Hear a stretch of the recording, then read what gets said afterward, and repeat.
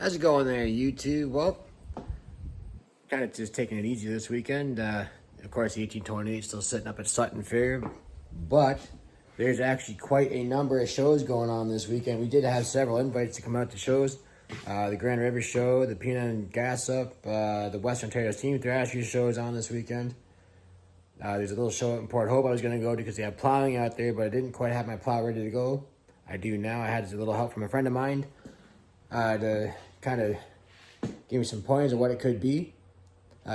He told me last time he used a plow, it worked actually really well, but then it sat for about 5 years. So, of course, when you let things sit, things get stuck, and it actually wasn't too bad to fix. It was just the little simple lock rod on top of the the bottom of the mechanism there. I can show you guys that now. I do have it ready to trip. I got to put the tail wheel back together again because I kind of thought it might have needed some pressure from the tail wheel to put a little pressure on that lock rod to make it go down, but that's not the case.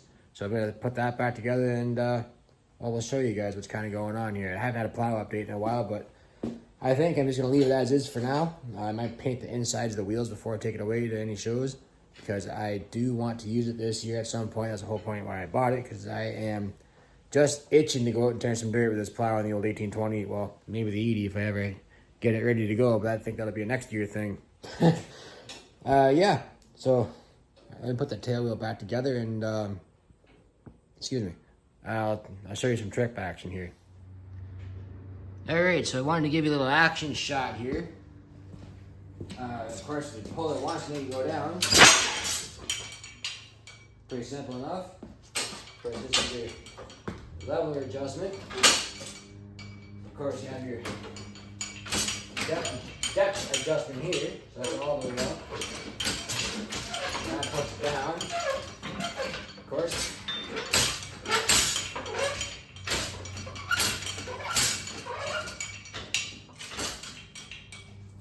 And then if you pull this again, that drops the rooster cone. And then hopefully I can do this on camera again. I can roll it and I can pick it back up. Hopefully I can pick it back up.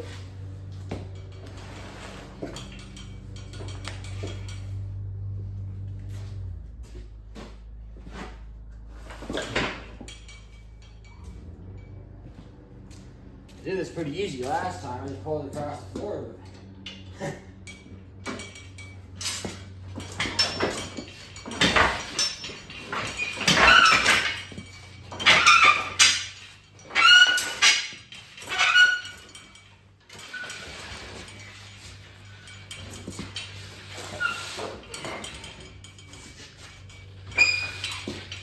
Getting traction on the floor. It'll walk itself right back up there pretty easily.